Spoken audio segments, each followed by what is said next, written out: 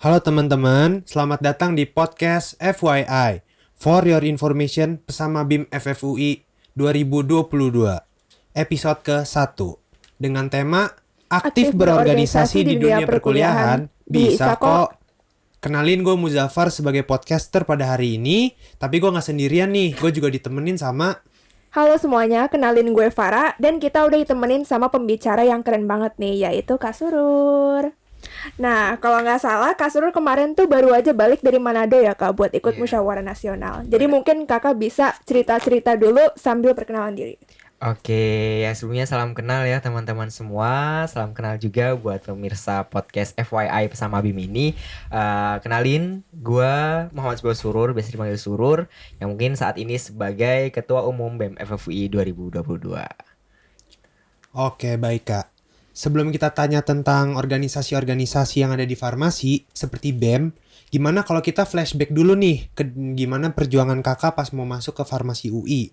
Dan kalau boleh tahu, dulu Kak Surur nih masuknya lewat jalur apa ya Kak? Oke, kalau dulu kebetulan masuk jalur SNM. Oh, Oke deh, berarti lewat jalur SNM ya Kak. Nah, kalau boleh tahu, Kak Surur sendiri nih pas lagi milih jurusan, itu dari sekian banyak jurusan, kenapa bisa milihnya farmasi tuh Kak? Dan apakah ada motivasinya gitu yang bikin Kakak tahan sampai sekarang ada di farmasi? Apa ya?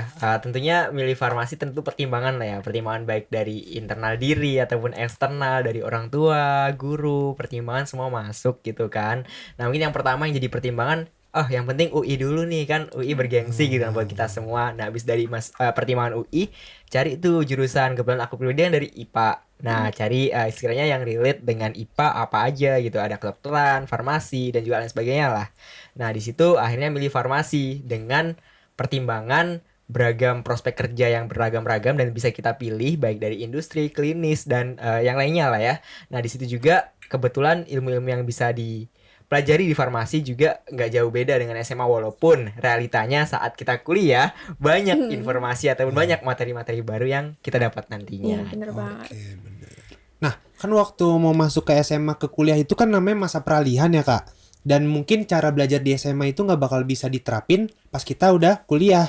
Nah, gimana tuh Kak cara kakak beradaptasi untuk belajar pas dulu kakak pas masih semester 1?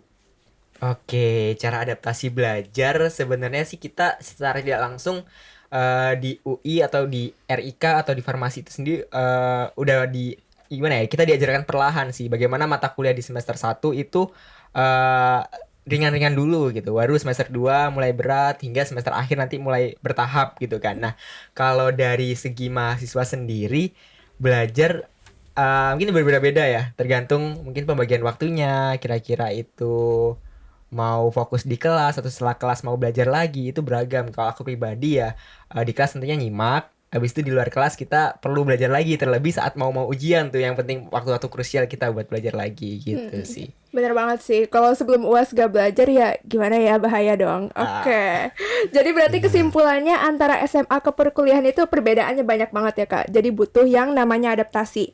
Nah tapi selain adaptasi, mungkin dulu pas masih semester 1, Kak Surur kayak ada ekspektasi gitu gak Kak di farmasi tuh kayak gimana? Dan perubahannya gimana sama sekarang ketika kakak udah di farmasi sekitar kurang lebih 3 tahun ya? oke, ekspektasi ya. Ekspektasi tentunya jujur aku dulu kan SMA termasuk yang pengen ikut banyak kegiatan gitu kan. Ekspektasi aku ya di UI pengen ikut banyak kegiatan juga gitu kan. Tapi yang mungkin ekspektasi yang kurang tercapai ya di saat kita di farmasi nanti kita harus pinter-pinter bagi waktu nih. Karena kita nggak bisa ikut banyak kegiatan yang dalam artian kita juga punya kewajiban untuk akademik kita. Nah, lebih di sini mungkin tugas mahasiswa adalah gimana planning sebagus-bagusnya gitu. Ekspektasi terhadap mencapai segala hal yang kita inginkan. Misal kayak kita pengen ikut organisasi banyak, kita pengen ikut jadi mahasiswa berprestasi, atau kita pengen IPK tinggi. Itu kan ekspektasi kita kan banyak ya. Nah, gimana sih caranya kita mencapai hal tersebut? Tentunya perlu planning karena dari segi akademik sendiri kita tuh udah cukup berat juga karena kita tugas banyak, materi juga Betul. berat. Nah, itu sendiri yang perlu kita plan dari awal. Jadi mungkin buat teman-teman di sini mahasiswa 2022 ya, materi Pesama BIM tuh jujur materi yang berguna juga buat kita untuk bisa Benar-benar. mengetahui sekiranya nanti pembagian kita atau planning kita itu kayak gimana sih selama 4 tahun kuliah itu gitu. Oke, bagus banget Kak Surur. Nah, mungkin sekarang aku mau nanya nih Kak. Mungkin Kakak mungkin bisa cerita sekarang tentang apa sih Kak BEM FFUI itu? Nah, apalagi kan nih bakal ada magang BEM FFUI nih. Mungkin teman-teman yang baru masuk sekarang punya pengalaman organisasi dan penasaran nih mau nyoba melanjutkan di bangku perkuliahan. Cocok. Oke, siap. Ini sekaligus promosi ya buat BEM gitu kan. Boleh, Nah, boleh. kebetulan aku selaku ketua BEM, tentu ini organisasi yang terbesar juga kan. Bagaimana tidak di farmasi organisasi eksekutif utama itu adalah Badan Eksekutif Mahasiswa. Dimana kalau aku boleh cerita, sekarang tuh 112 fungsionarisnya. Artinya itu yang terbanyak gitu. Dan di BEM itu sendiri nanti banyak sekali peminatan yang bisa teman-teman gapai. Karena ada 5 bidang, ada internal, eksternal, Minbak, Sospol, dan juga satu lagi adalah kemahasiswaan. Nah, itu sendiri nanti teman-teman bisa masuk tuh kira-kira cocoknya di mana ya. Nah, itu nanti silakan dipelajari di situ. Nah, lebih dari itu, selain hanya di BEM, nanti teman-teman juga bakal mengenal banyak dunia luar juga gitu. Karena di BEM ini nanti ada kaitannya ke Isma Farsi, ke IPSF ataupun ke pihak-pihak eksternal yang tentunya nanti teman-teman bisa kenalan dan juga bisa gapai seluruh relasi itu. Dan mungkin mau sedikit sedikit bercerita juga gitu. Boleh, Boleh, boleh. Ada plakat di depan kita. Kebetulan kita BEM FFUI 2022 baru banget minggu kemarin dapat penghargaan Best Association di ISMA Farsi Award 2022 gitu. Tepuk tangan dulu mungkin ya. Mantap, mantap. Keren. Oke nih, mungkin selama berorganisasi itu kan kayak agak padat ya Kak, apalagi kan tadi seperti yang dibilang, kita tuh di akademis aja udah lumayan berat gitu, dan apalagi sekarang ada organisasi juga. Tapi apa yang bikin Kakak tuh kayak tahan sampai akhirnya sekarang Kakak mutusin buat jadi ketua BEM? Oke, ya sebenarnya sih simple ya. Motivasi awal adalah kebutuhan. Karena kalau aku pribadi butuh banget gitu yang namanya sosialisasi dengan orang luar, butuh banget untuk berinteraksi, apalagi butuh banget untuk organisasi gitu. Nah, di sini adalah organisasi sebagai wadah kita untuk memenuhi kebutuhan kita gitu. Nah, kebutuhan ini banyak, mungkin kebutuhan primer tadi untuk berinteraksi ataupun kebutuhan mungkin pencapaian relasi ataupun mungkin pengembangan minat dan bakat dan skill kita itu bisa didapat ya dari wadah-wadah seperti organisasi ini gitu. Dan organisasi ya nggak cuma BEM aja, nanti banyak ada kalau di farmasi ya, kalau ada di farmasi itu ada BEM, ada BPM, ada organisasi keagamaan, ada juga klub-klub ya dalam bidang minat dan bakat itu nanti ada di keilmiahan, olahraga dan juga seni budaya. Nah, mungkin teman-teman nanti bisa juga tuh melihat kira-kira teman-teman tuh butuhnya apa sih gitu. Nah, nanti silahkan disambungin sendiri kira-kira butuhnya apa dan cari wadahnya gitu. Wadahnya adalah organisasi dan klub yang ada di Fakultas Farmasi itu sendiri gitu. Oke deh, berarti tadi Kakak sebenarnya ikut banyak kegiatan-kegiatan gitu ya. Nah mungkin gimana pendapat Kakak sama statement semakin banyak kegiatan yang diikuti akan mendorong kita untuk belajar membagi waktu? Setuju sih aku dengan statement itu. Bagaimana kita juga artinya banyak kegiatan yang diikuti, banyak tanggung jawab, banyak kegiatan atau banyak tugas-tugas yang perlu dibagi. Nah, itu adalah posisi kita di mana bisa belajar untuk membagi waktu tadi gitu. Itu juga proses kita untuk lebih profesional lah ya istilahnya. Jadi kita harus bisa planning kira-kira dalam seminggu ini kerjaan kita apa aja, dalam satu hari ini pagi, siang, sore, malam kita ngapain aja. Itu perlu banget manajemen waktu yang kalau aku pribadi ya mungkin bocoran aja bisa pakai to do list gitu. Mungkin bersama wakil ketua BEM mungkin dia udah paham banget gitu. Bagaimana di obrolan chat pribadi kita itu ada to do list yang selalu menghantui kita gitu. Nah, itu juga salah satu cara kita untuk bagi waktu. Selain ada to do list, kita nanti perlu bikin kalender di Google Calendar. Nah, itu salah satu strategi kita untuk bisa tetap optimal di tengah kesibukan kita gitu. Oke. Nah, kalau Kak Surur sendiri nih ada cara yang tersendiri banget gak sih Kak dari Kakak tuh yang kalau Kakak nge-manajemen waktunya kalau Kakak sendiri buat akademik dan non-akademiknya? Oke, untuk akademik dan akademik ya. Kalau aku pribadi ya sama seperti yang udah sampaikan tadi, gimana kita bisa membagi waktu dengan cara to do list ataupun Google Calendar. Ya walaupun kita juga perlu evaluasi terhadap proses perencanaan kita tadi. Nggak semuanya itu pasti akan mulus gitu. Pasti akan segi non akademik mulus gitu, segi akademik mulus. Nah, pasti ada halang rintangnya gitu. Nah, disitulah peran kita untuk meminimalisir dengan tadi to do list gitu kan. Artinya di saat due date dari kerjaan kita ini besok, artinya hari ini ataupun sebelum besok ini kita harus kelar. Nah, karena di sini konteksnya adalah akademik dan akademik dan itu banyak. Ya tadi silahkan dibikin to-do list yang sekiranya sedetail mungkin. Kayak misal kerjaannya itu targetnya kayak membuat misalnya contoh apa ya, grand design gitu ya, membuat grand design dari project. Nah artinya di situ nanti bakal di breakdown kira-kira buat bikin grand design ini butuh info apa aja. Nah info apa aja ini nanti di breakdown lagi, kira-kira ini bakal diselesain kapan gitu. Nah itu juga berkaitan dengan segi akademik dan non akademik kita gitu sih. Oke deh, tapi kalau cara yang sekarang kayak ini udah sesuai dengan beban non akademis dan akademis kakak sekarang gitu sebagai Iya. mahasiswa yang semester 6 menuju 7. Nah mungkin kakak bisa ceritain nih waktu kakak dulu di semester 1 manajemen waktunya kayak gimana? Ada yang spesifik apa enggak? Oke, kalau semester 1 jujur belum ini ya, mungkin ini tadi aku bisa sharing kenapa sampai sedetail itu untuk to-do list-nya ya karena belajar gitu dari pengalaman sebelumnya. Ya mungkin aku di semester 1, semester 2 belum semaksimal itu untuk bikin to-do list gitu. Nah, kalau aku dulu bikin to-do list ya sama bikin to-do list dan juga Google Calendar tapi belum detail kayak gitu. Nah, mungkin di sini karena aku udah cerita ya, nanti teman-teman bisa terapin sedetail mungkin kalau bikin to-do list. Kalau aku dulu sih ya simple sih bikin kayak ada kerjaan apa gitu. Kalau kerjaannya belum selesai belum kecentang, kalau udah kecentang gitu aja gitu. Itu sesimpel itu kalau dulu. Oke. Nah, kita mau nanya nih Kak sekarang. Sebelum Kak Surur maju jadi ketua BEM, kan pasti ada motivasi tersendiri gitu ya Kak, yang bikin Kakak akhirnya mutusin mau jadi ketua BEM. Nah, motivasinya apa sih kalau buat Kakak? Apakah Kak Surur sebelumnya juga udah pernah organisasi kayak OSIS, MPK, atau bahkan udah pernah duduk di bangku ketua OSIS pas dulu sekolah? Oke, kalau duduk bangku ketua OSIS kebetulan belum nih gitu kan. Ya mungkin teman-teman kayak ada nih dari teman-teman mahasiswa 2022 yang ketua OSIS barangkali ya. Nanti boleh banget nih kalau kata Muzaffar dilanjutkan saja. Di Iya. ketua Benar bangku banget. 2000 berapa tadi? 2025 ya berarti ya. Iya. 2025. Kalau aku dulu sih kebetulan kalau motivasi sebelum masuk ke motivasi mungkin riwayat kali ya. Kalau SMA OSIS, tapi dulu sekretaris umum gitu. Jadi nggak ketua ataupun wakil. OSIS terus pramuka juga iya, PMR juga iya.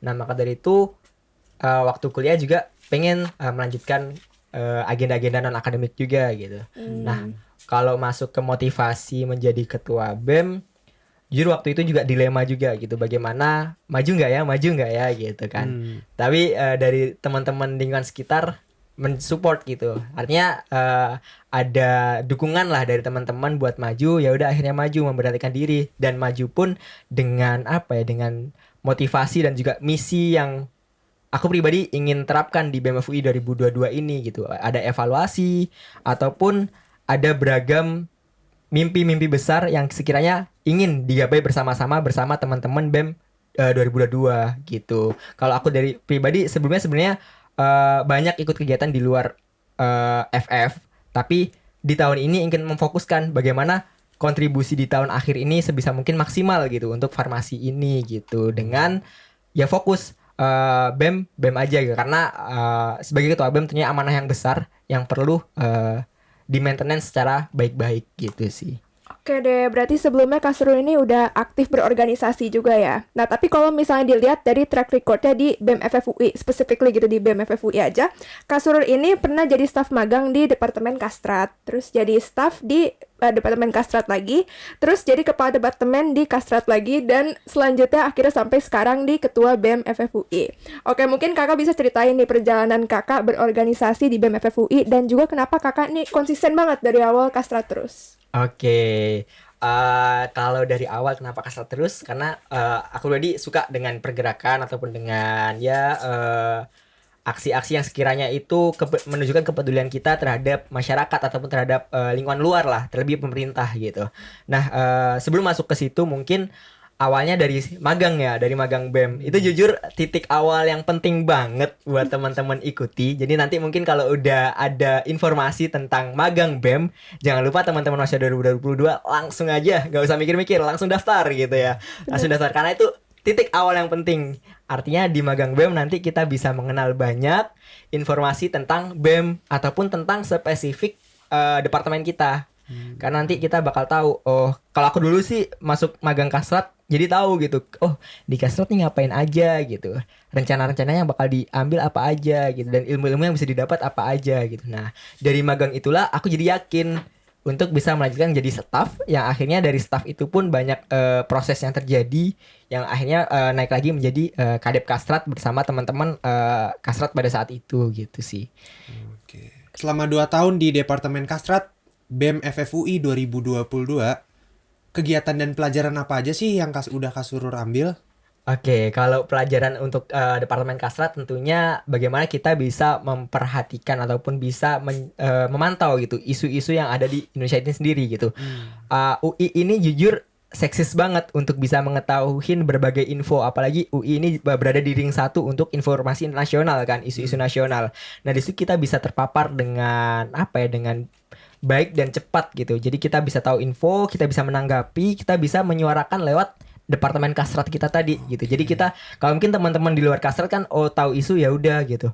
Oh, ternyata kayak gini ya isu di nasional. Oh, gue kurang suka dia dengan isu ini gitu. Tapi lebih dari itu, teman-teman Kastrat selain bisa menanggapi isu tadi, bisa menyuarakan juga lewat wadah departemennya tadi. Jadi nggak cuma dengerin tapi bisa mengasih feedback ke orang yang berkaitan, baik itu pemerintah ataupun non pemerintah itu sendiri gitu. Selain itu mungkin yang bisa diterima kayak bikin kajian, bikin infografis, itu juga pelajaran yang penting banget. Juga relasi, bagaimana kita membangun relasi dengan BEM se-UI ataupun BEM farmasi senasional gitu sih. Oke, mungkin balik lagi ke Kak BEM ya, Kak. Boleh diceritain nggak, Kak, apa hal-hal yang membuat Kak Surur yakin dan pede banget nih bisa memimpin BEM FFUI 2022? Pertanyaannya agak berat ya ini ya. Waduh. Tentunya yang bikin yakin aku bisa memimpin BEM FFUI 2022 adalah seluruh fungsionaris sih. Jadi di situ aku percaya bahwa semua fungsionaris BEM FFUI 2022 bisa bekerja bareng, bisa bersama-sama untuk selalu menghadapi proker-proker yang ada, menghadapi halang rintang, cobaan, dan tentunya itu mungkin nggak berat ya, karena kita yang awalnya mungkin kita dimulai dengan online, tapi kita perlahan harus beradaptasi untuk bisa menjalani proker-proker secara offline. Begitu juga dengan isu-isu yang semester depan kita bakal kuliah offline juga. Jadi semangat selalu sih mungkin untuk semua fungsionaris. Semoga kita bersama-sama bisa kuat untuk menjalani proker BEM FFUI 2022 dan juga kegiatan akademis kita. Amin. Nah, pastinya nih menjadi ketua BEM FFUI itu alurnya nggak mudah kan, Kak? Boleh diceritain nggak, Kak, alur perjalanan Kakak menjadi ketua BEM FFUI? Mulai dari persyaratan, berkas, dan alur pemira apa aja yang udah Kakak lewatin untuk jadi ketua BEM FFUI 2022? Oke, nah ini dimulai dulu lebih jauh lagi, bahwa sebelum maju ke pemira, kebetulan angkatan 2019 tuh sempat forkat dulu. Jadi forum angkatan buat nentuin siapa aja sih calon yang bakal maju di pemira tahun 2021 kemarin. Kebetulan dari forkat itu akhirnya muncul 3 nama tuh. Ada saya pribadi, aku pribadi, ada juga Reza, dan juga satu lagi Raka gitu. Nah di situ kita bersama-sama memantapkan diri kita dan juga mempersiapkan juga gitu terkait mekanisme pemira yang akan ada. Nah setelah itu baru mulai masuk ke pemberkasan, ada grand design, ada berkas-berkas pribadi yang syaratnya itu tertuang di ADART IKM, seperti contoh kayak KTM, kartu mahasiswa aktif, bahkan ada juga syarat IPK juga. Jadi mungkin teman-teman jangan diskreditkan teman-teman yang berorganisasi ya. Pastinya mereka sebelum masuk organisasi itu ada syarat IPK juga yang harus dipenuhi gitu. Lebih dari itu juga ada juga syarat terkait motivation letter ataupun esai. Nah, habis itu lanjut ke verifikasi berkas dan alhamdulillah lolos. Waktu itu ada 2 calon yang lolos, ada aku dan juga Reza. Habis itu lanjut lagi di proses pemira, itu mulai dari roadshow, juga ada debat baik itu debat visi misi ataupun debat publik gitu kan. Habis itu lanjut ke pemilihan. Nah di pemilihan itu sendiri secara online kemarin, dan alhamdulillah setelah pemilihan diumumkan siapa yang menang di pemira itu, dan akhirnya lanjut ke proses selama 1 tahun menjadi ketua BEM gitu. Oke deh, pastinya panjang banget ya, Kak, itu alurnya. Oke, terima kasih banyak nih, Kak, buat penjelasannya. Nggak kerasa kita udah sampai ke pertanyaan terakhir.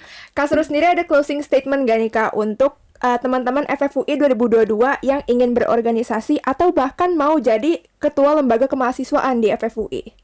Oke, closing statement nih, menarik.